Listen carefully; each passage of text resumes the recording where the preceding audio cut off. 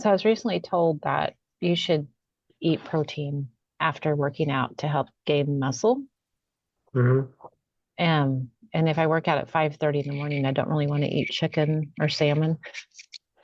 But I can't do protein powders um, because of everything that is. So I was looking at a collagen powder, like a bovine or a cow, and it's just Hmm. just the collagen. And I didn't know first if that is just a myth that you should do that within 30 minutes of working out to help build muscle. And then secondly, if that's a, a good choice, like a collagen powder, or should I do like chicken, salmon? Yeah, good one. So it's a great question, and it is kind of a myth, or I don't know if myth's the right word.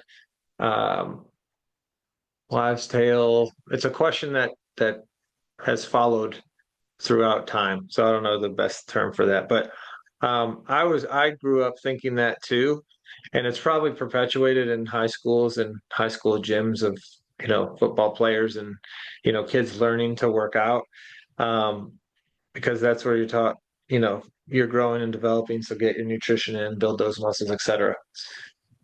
So if you want to get it in 30 minutes after, it's not going to hurt you. But there's more recent research that suggests it doesn't necessarily have to be in that window. That the newer research says it just needs to be taken in at some point during the day. So as long as you get your protein, all the protein you require in during the day, then the muscle synthesis or building outpaces the muscle breakdown in that 24-hour period. So the answer is just get it in at any point in the day. I grew up taking it, hey, you got to have it right after. So I still bring my shake for right after because that's convenient anyways. I already have it in the bottle. I just add my water and chug it and I'm done with it. I don't have to try and remember. And then the rest of the day I just eat eat protein like I would anyways. So and then in terms of form, the question was, is collagen a thing? Yes, collagen is a form of protein, and collagen is one you can take. And bovine or cow collagen is commonly the one used if you were going to get it in a supplement form. But yeah, you could also, if you're going to eat whole food protein, chicken, salmon, or other fish, other beef, other turkey, other meats. Meat is going to be the best form. There are proteins like pea protein and rice protein, and so your plant proteins aren't complete. And if you have issues with lectins, those can create bloating and GI symptoms for certain people. So it just depends on who we're talking to. If we're going beef, to break that up further, collagen is one source. Another source is whey, and another source is straight up beef. And so, what does that mean? Well, whey has a dairy component to it. So, for me, if I eat grass fed whey protein, I'm going to have GI effects that I don't want from that, even though it's grass fed from A2 cows from Australia. So, I can't do whey anymore. I haven't for 5 or 6 years. So what do? I do beef protein. So it's 100% grass-fed beef protein isolate. So basically it's the it's the beef or the steak blended up in a blender into powder, essentially, is how I picture it.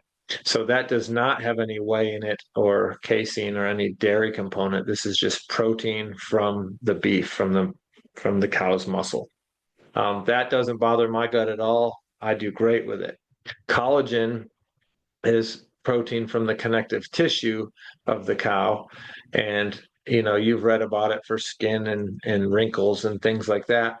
But it provides certain amino acids and certain proteins that are needed for connective tissue and recovery there. So I think the best one, in my opinion, is the beef. protein or any one that's going to give you a complete amino acid profile with the branched chain amino acids and the essential and non-essential amino acids.